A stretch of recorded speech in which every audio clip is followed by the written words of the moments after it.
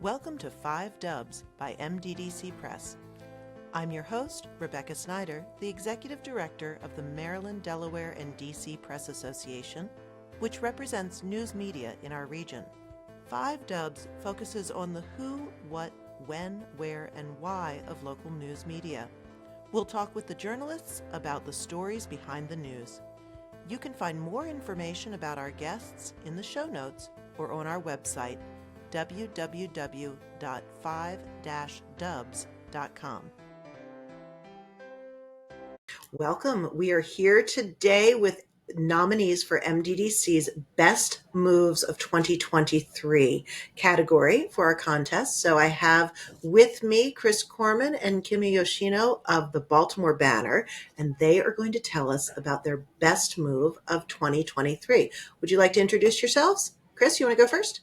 Sure. I'm Chris Korman. I'm the sports editor of the Baltimore Banner. And I am Kimi Yoshino. I'm the editor-in-chief of the Baltimore Banner. Terrific. And I feel like we have a little foreshadowing because Chris is here. So tell us about your best move of 2023. Our best move was building a sports team. When we launched the banner, we always knew that we wanted to have sports. We just didn't know how soon we wanted to have sports. And I can just say that everywhere I went, people were asking me, when are you going to cover sports? And so one of the first things I did was hire Chris and tell him we need to be ready to go by the time Orioles season starts. So Chris, when were you hired? Because that could be a really tight turnaround. Yeah, well, it was my first day was October 17th, 2022. So there was a little bit of time, but we ended up hiring a reporter in the end of November, and he actually wrote his first story before his first day and flew to the winter meetings just to jump on the beat and be ready to go. Because really sports beats now are year round. And, there's just always news happening. So we got going as quickly as we could. That's terrific. And I think our second Orioles reporter, I think, started like right when the season was beginning. Yes. Yeah. So then in terms of your coverage, of course, in Baltimore, baseball is such a big thing, as is the Ravens and football. So walk me through this coverage. Many of our listeners may not be reading you every day. So what does that coverage look like and how expansive is it? Yeah, so we ultimately hired Andy Koska first to cover the Orioles, and then we brought Jonas Schaefer over to cover the Ravens. And I think he may have covered maybe one regular season game for us that year, and then the playoff loss. So we had two people, and then the day that this is being taped is actually the anniversary of our columnist Kyle Goon starting. His first day, he was, we thought he'd be filling out paperwork and doing all the usual first day things, meeting people. And then Lamar Jackson signed a ginormous contract extension, and Kyle had to sit down and write his first. He had written an intro column that we had planned to run the next day, but his first column actually was a reaction to Lamar Jackson signing. So we had those three in place, and then we eventually brought in Paul Mancano, who is our social media. He does a little bit of everything. He actually covered the Orioles for us over the weekend in Kansas City. Just a very dynamic person. You've probably seen him on video. He's our TikTok presence. Hilarious. And then we eventually brought in Danielle Allentuck to also jump on the Orioles beat. And finally, we hired another NFL writer who was almost immediately poached by ESPN.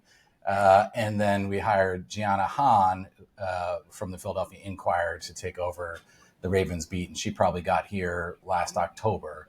And that sort of completed our staff. We also have an assistant sports editor, Brandon Weigel, and a night sports editor, Mike Chris, who does a lot of the copy editing and posting of later stories. We also have a regular we also have a regular contributor in John Mioli. He follows a lot of Farm Team, and we have a podcast with Adam Jones, a very popular former Orioles player. And we just really realized early that we wanted to go all in on professional sports and have it on different platforms. So very robust social presence, very robust podcast presence, and a lot of live streaming, conversations with our staff. That sounds like you have really jumped in with both feet, and I love the idea that, of course the paperwork can wait, but when Lamar signs his big contract, you got to run with that. So I wanted to go back to sort of, Kimi, you earlier had said that people were kind of clawing at you to start sports coverage. What makes sports such a sort of hot beat or a necessary addition to the Banner? I mean, for one, from a business standpoint, I think it allows us to extend our reach beyond Baltimore City and really grow our regional audience. We know that there are fans of the Ravens and the Orioles well beyond the city limits, and so it really helped us get in front of Baltimore County residents, Anne Arundel County, Howard County, really just grow our regional presence and drive new subscribers and new readers. On top of that, these are two teams that were experiencing, pretty phenomenal seasons. An up and coming Orioles team that people are really excited about. The Lamar contract, is he or isn't he signing? And then, of course, their incredible playoff run. So these are teams that are like winners right now, and everybody loves to read about winners. 100%. We also, it's fair to mention too that we stepped into a situation where we were covering whether or not the Orioles were going to sign a long-term lease, and get the Ravens decided very quickly after I got here to sign a lease, and got $600 million of public money. And the Orioles waited around, and it wasn't clear what they were going to do, and they were asking for more money. Then they tried to get a deal that would have been pretty lopsided for John Angelos at the expense of Maryland taxpayers. So it's a huge story for even people who don't necessarily root for the teams. Just has such a broad impact on our region. Yeah, such an important public accountability story. And, we were all over it from a sports standpoint and from a government standpoint, but we would not have been able to do it without the team that we hired. Yeah. Well, and I wanted to kind of unpack that a little bit, because sports coverage is now no longer like, "Ooh, what happened at the game?" There's so much sort of human interest aspect, and the story, it definitely gets into the business aspects, and it just kind of permeates everything. So can you share a little bit more about how you think sports coverage has changed over the years and what opportunities that brings? Yeah, I mean, we barely write about the games themselves. We are trying, we know that fans can find highlight, they can follow the game pretty easily. They can watch the game fairly easily. Highlights show up on Twitter as soon as they happen. There's so many ways for them to experience sort of the basic level. So our job is to take it the next step. And so we are trying to be very analytical, and we write a ton of stories that try to humanize the players. That's really our goal, is to bring you inside the Orioles clubhouse. And I feel like we have done an exceptional job of doing that. If you read the Banner, you know that Tyler Wells has struggled with his weight and stress eats, and has tried to change that about himself. That Jackson Holliday grew up in major league clubhouses and was sort of a quiet kid, but had this confidence that could sometimes rub people the wrong way. We've written so many things like that. That the Ravens last year ate 7,500 Uncrustables because that is their snack of choice. I did not know that, but I am blown away. That's a lot of Uncrustables. And so we're trying to tell that level of story, and that's the big change. I said this to Chris too, as the team was getting launched. These stories should not just be for diehard sports fans. These should be, stories for general fans. People, what is the food going to be like at Orioles Stadium, and how can we turn just regular people into Orioles fans?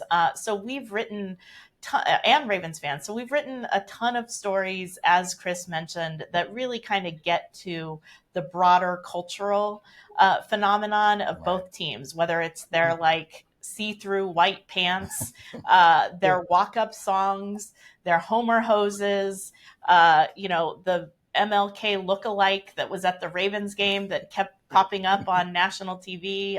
We're really trying to write about, the full sports experience. Mm-hmm. And so, as a relatively new outlet, you started in 2022, and you didn't have a sports coverage beat up until recently, until last year. Do you had trouble gaining access? What was your reception when you kind of come up and say, "Hey, we want to cover you, and we want to tell really personal stories that humanize you and aren't just about your batting average or your touchdowns"? What did that look like? Yeah, I mean, they no reticence from the teams. I think they were happy to have another major media outlet sprout up out of nowhere and start covering them. I think in general they still see the relationships between media and teams have changed a lot, but I think they still see the value in it. And the other thing is it's interpersonal relationships. That's really our beat writers being very good at their jobs and knowing how to approach these athletes and putting in the time. A baseball beat writer can spend literally hours, certainly during spring training, literally hours trying to talk to players and getting to know them. And then even during the season, there's a lot of downtime in baseball, and our reporters are building relationships so that they can tell those stories, and they're doing it in a trustworthy way. And so one player says, "Yeah, I had a good experience with Andy or Danielle or John Mioli," and then it sort of trickles down. And so I think we've developed a relationship where they know that that's sort of where we're coming from, and they're comfortable with it because we've proven that we'll do right by their stories. Mm-hmm. Well, and actually, just as a fun aside, Andy Koska was MDDC's High School Journalist of the Year way back I did when. not know that. Look at that. Yes. You have a lot of illustrious people in that newsroom. Kristen Griffith was a Rookie of the Year a while back. You've got some stars there. But I wanted to talk to you more about, that relationship, because I think sports is one of those beats where, because reporters are spending so much time with those players, it's a huge investment of time and energy and emotion in some ways. How do you feel that, how do you keep your neutrality as in that sports coverage? Because there's people that are doing, you have to cover, you sometimes have to talk about uncomfortable things, or maybe someone's done wrong. As the sports coverage, how do you kind of get through that as a reporter and an editor? Yeah, I mean, number one, we hired journalists. We hired people that they love the writing and the reporting first and foremost. It's an odd relationship sometimes between a reporter and their subject when it comes to sports, just because everyone else, there are people here who love the Orioles, whereas we have an ethics code that we can't. I'm not allowed to love a certain political candidate. So there is, it's definitely a sort of weird relationship. But for the sports staff, we 100%, we're here for the reader. We're here representing them, and we are trying to get them the truth and trying to tell it the best we can. And so it was just really the process of putting together a staff that's what they valued the most. And they've been through it. As you said, Andy Koska, he went and covered University of Maryland, and you learn really quick when you go to a school like that and then join the student newspaper that sometimes you're on the opposite side of, the administration, the coach who makes millions of dollars, all of your friends at the school, and it can be a very uncomfortable position, but they've worked at it, and they've sort of honed that ability. So it was really just the hiring that we got the right people with the mentality we needed. And also, I mean, there are so many news stories that are coming about where we are covering really tense situations. I mean, we're fighting with them for access, for answers on contract negotiations, on lease negotiations, on criminal investigations. I mean, there's a lot that happens off the field, and so it really sort of balances out the fun stories when you're doing the serious journalism and the serious accountability. So we actually haven't really had a problem with the kind of keeping the perspective. Well, but I think from the public perspective, I think sometimes, sports is something that's really close to their heart. And as the industry has changed and gone in different ways, and more people kind of call themselves journalists without that underpinning of really strong reporting training and ethics standpoint, I think that line in the public perception can become blurred. So, one of the things that I think is so interesting about the Banner is that you put your journalists kind of front and center on different topics and different issues. Is that a strategy to kind of humanize journalists and to talk about the craft, or is that a different strategy? No, yeah. I mean, our sports beat writers are experts. They are experts in what they are covering. And we certainly do not want them to be stenographers. We're not sending them out there to just ask questions and regurgitate. They are pressing and they are studying. Our the NFL draft is coming up, and our beat writer Jonas Schaefer has watched a ton of film. He has studied. He has a data story that I'm literally going to go edit once we're done with this, that he has called all sorts of data points on what type of players the Ravens like to pick. And so we know that people connect with Jonas. He's been on the beat a few years now. He's a unique voice in an ecosystem that is crowded. There are a lot of people who have covered the Ravens for a very long time and are doing it for places like ESPN or The Athletic. So we know that Jonas and Gianna is developing that, but that they have to sort of reveal some of themselves because, again, as you said, for fans, for sports fans, it's an emotional attachment to the team. And then we are hoping that they develop it for our writers. And I know I happen to be taking the light rail to a game with my 3 kids the other day, and I heard people talking about Paul Mancano, and they were like, Paul on Masson, I wasn't sure, but now he's with the Banner, and he shows so much of his personality. I love him at the Banner. And that's the sort of feedback we're looking for, is that they need to connect with these reporters. And so we're 100% putting them front and center as much as we can to create that. Yeah, absolutely. I mean, I think it's one of the reasons why we have really leaned into social video, really leaned into these sort of live podcasts that we stream on Twitter, on Instagram, on Facebook, and post on YouTube, because we really want people to get to know us. And Andy has written about his father, about adopting dogs. Danielle has written about her curly hair. I mean, there have been all kinds of personal stories, I think, from our people too, and we want that. And I kind of want to also add that one of the things that happened as we were building our team is that The Athletic laid off their Orioles beat reporter, and it actually also gave us an opportunity to begin to fill that void, because there weren't a ton of people covering the Orioles in the granular way that we are. And it has proven to be, I think, a really big opportunity for us. I mean, after the Key Bridge collapsed, I got an email from somebody who is living in Canada, and he subscribed to us for our Orioles coverage, but he said, I was really so happy to be a subscriber, and I also got to read all about this bridge collapse at the same time. So there are Orioles and Ravens fans all over the country who are subscribing to the Banner for our sports coverage. That must feel amazing. And so that's when we talk about the net effect of your best move. It sounds like it's led to more subscriptions, sort of branching out into a more regional awareness or regional base. What other effects has happened, or did it do what you wanted it to do, essentially?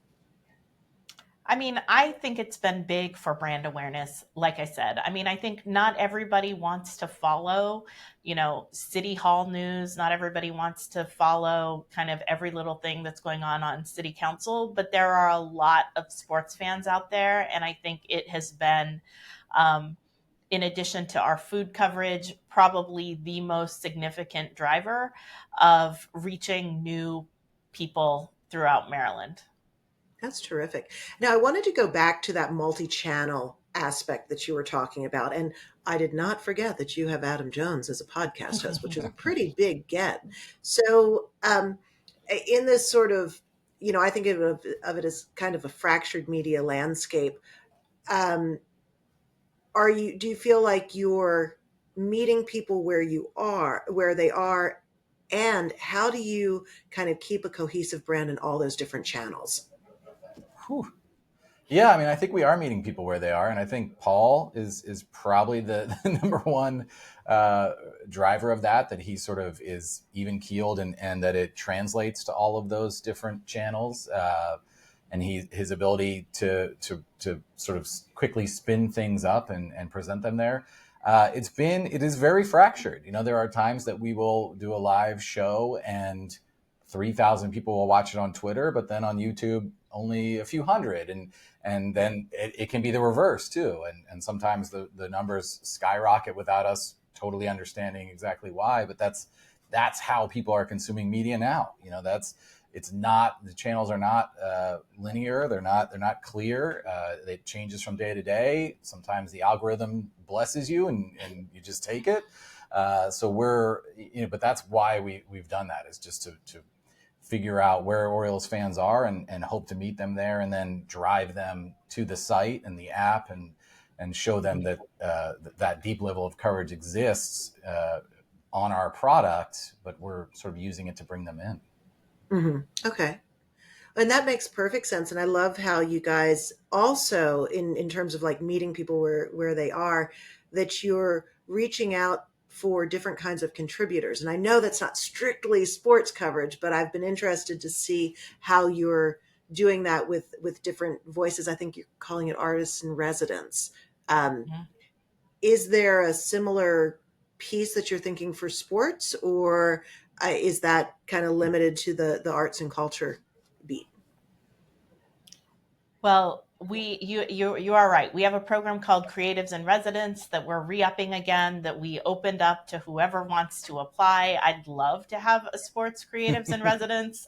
We kind of consider John Mioli our local our sports creatives in residence, but we've used a network of freelancers too. Yeah. Right, Chris? We've had freelancers, and really, in some ways, the creatives in residence for sports are like the fans we know are super into it and super online, and they sort of drive the discourse and engaging with them. Last year, we had Paul do a video talking to them about, hey, you guys just sat through, you tried to launch your blog or podcast or Twitter account or whatever it was while the Orioles were losing 101 games, and now they're winning 101 games. What was that journey like for you? So we're sort of almost connecting with them and involving them in our coverage. That's sort of where I see it, is that we know we've identified who sort of the big fans are, that other people, they're sort of the leaders of fan bases, and we're trying to sort of involve them in our coverage. Sure. No, that makes sense. And so as we wind down, I want to know what's next for sports coverage, because best moves, there'll be a best move for 2024, and I can't wait to see what it is. But what's next for sports for the Banner? That's a good question. No pressure or anything. I know that Chris would like nothing more than to continue to add to the sports team. I will say that in a couple weeks, we are launching a new subscriber-only sports newsletter. So that's yet another way for us to kind of tap into our subscriber base and give them something special. We are looking to do an event with Adam Jones. Last year, we did a live taping of the podcast, and we have a big conference called Impact Maryland, and David Rubenstein is going to be there. Again, part of our prioritizing our coverage and reporting around sports. We think this is a big story in Maryland. Yeah, and our staff is really getting settled in. Building this up from scratch has been, a lot of things we've done are we were accustomed to, and it's sort of regular coverage. But we've pushed ourselves a little bit, and so we're trying to figure out what exactly works for us. And I think our people are getting comfortable. Kyle Goon he was covering LeBron James and the Lakers. So he's come back and he's tried to get to know people in the community. He's out meeting, Gervonta Davis and Angel Reese and trying to connect with people like that.